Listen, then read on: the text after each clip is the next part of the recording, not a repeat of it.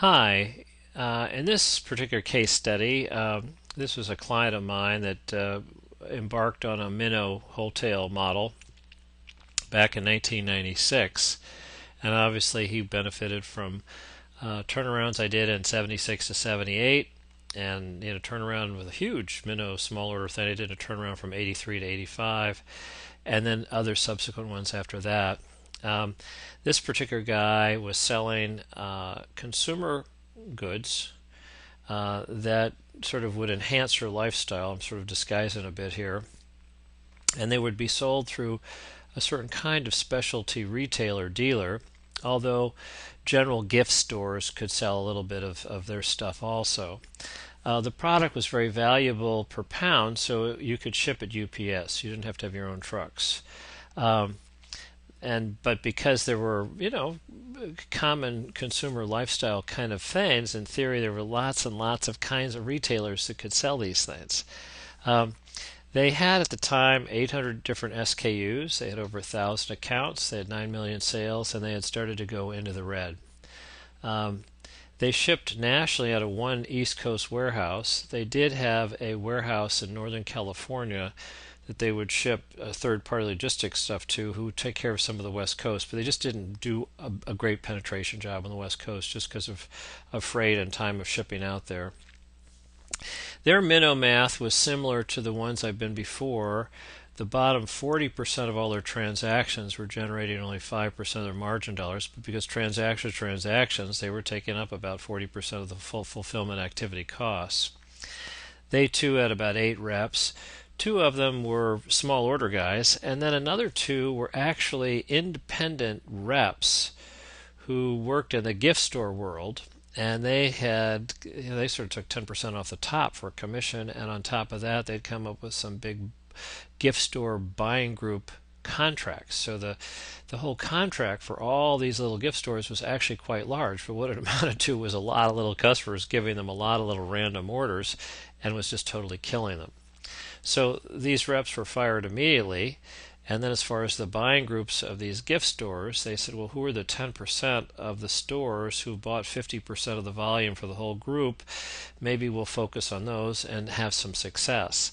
The rest of them, they just sort of sent them a letter, and if they called and complied with the terms, great. If they didn't, they didn't. Um, they took a much more deliberate, let's educate everybody thoroughly and comfort zone them and get them through the conceive and believe stage before we actually start to execute, try to achieve. Um, they focused on 4 categories of small orders. They said we have big accounts who have occasional small orders. Some of them are actually our fault. In other words, we get a decent order, but we don't have it, so we back order. We ship a small order and then we back order the balance, which creates 2 small orders. So how can we improve, tune our fill rates, not make errors, things like that. There were a few big accounts that had nothing but small orders. Those are the super losers, and the CEO was prepared to go out one-on-one and visit with them.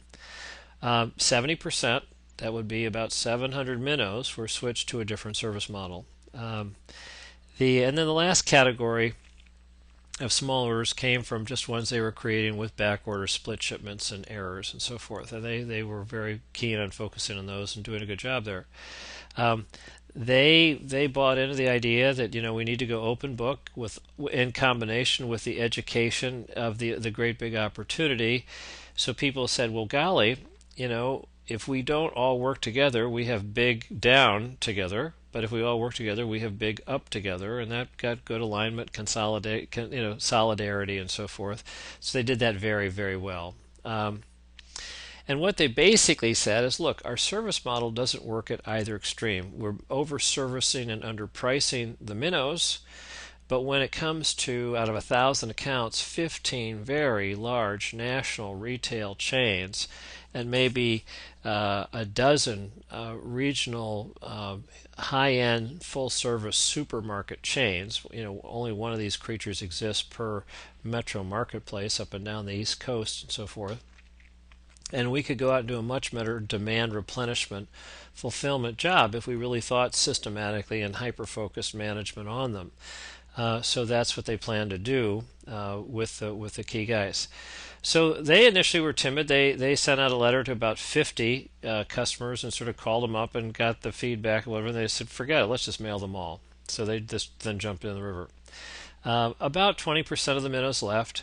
The rest bought more, half as often, twice as much, and then more, and so forth. So that worked well. And now, as electronic commerce has come in, they have a very good website that they've set up, and so they can actually sell dealers on one basis, and they actually sell consumers under a different brand name, direct, but even different terms than what the dealers have.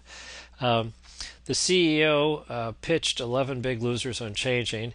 8 more or less begrudgingly said fine, and they changed. 2 said forget it, I'm quitting, I'm going to leave, whatever. But then they came back. In other words, they found that there weren't just a lot of other guys who could give the kind of service they had, and so forth. And as I said, they cherry picked sort of or kept some of the cream of the buying group's best customers.